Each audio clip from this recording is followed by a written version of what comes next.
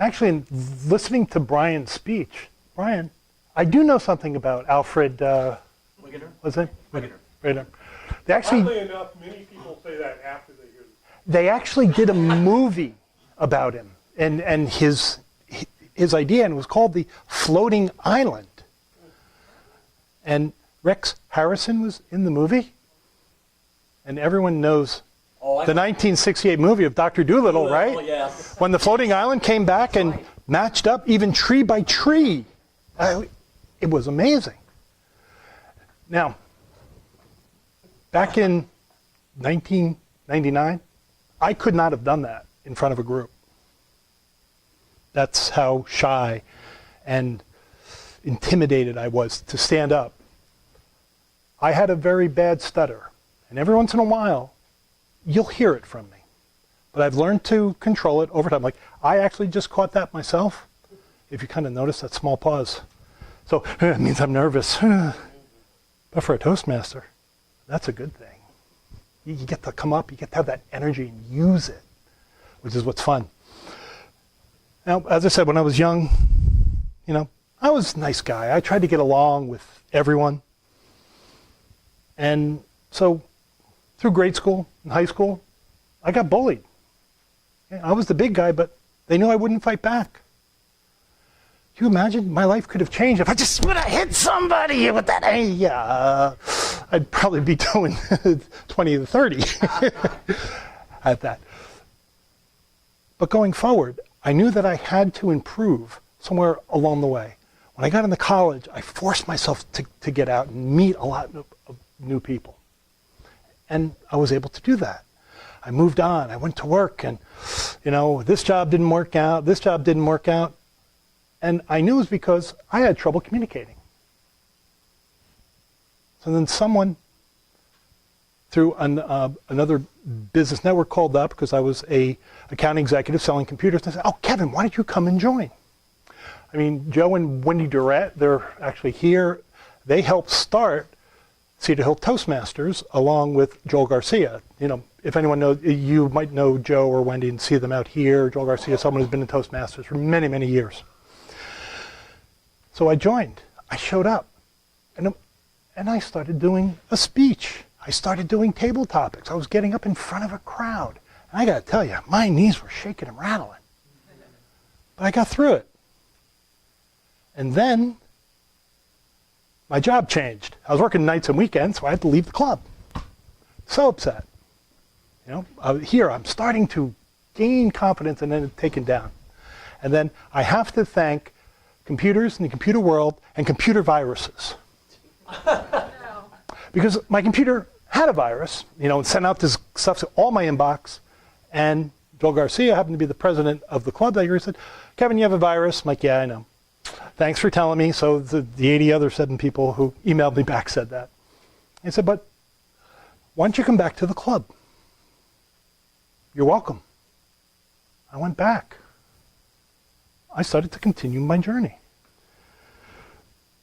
Now, I did a few more speeches and a few more. I gained a little confidence. Then they said, "Oh, we're having a humorous speech contest next week." I can throw something together. I threw this punny story around. You might have heard one of these jokes. It was raining so hard. And King Arthur wanted to send Lancelot over to this next kingdom with this very important message. And so Lancelot goes down to the stables, and there are no horses, just this one big black dog.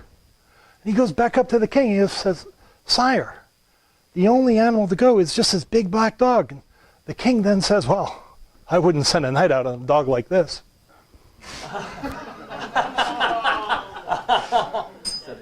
Four more jokes just like that. And in the club contest, I did well. I beat a DTM. It was Joel Garcia. I'm like, I won? Wow, it's amazing. And then we're going on to the area contest. And special. The area contest is in our club. We were holding it. Great. I didn't have to travel anywhere. I showed up. they called me up.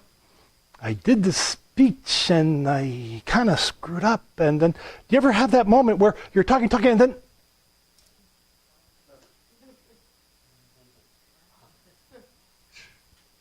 oh, okay, now I know where I am. And luckily we're only on green. I saw red. I went over time.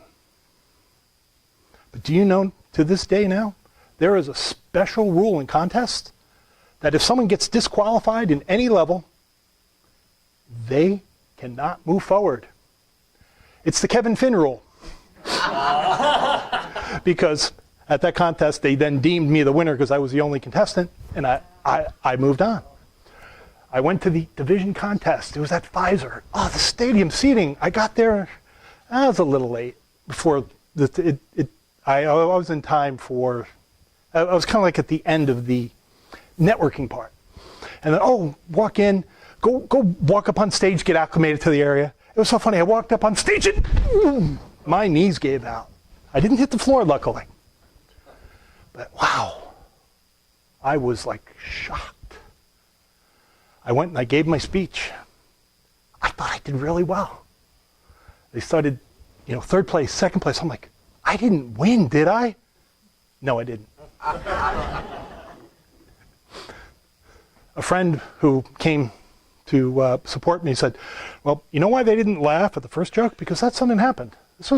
No one laughed at this speech. And it was a humorous contest. I noticed that afterwards. Like, well, you forgot this setup line for the first joke.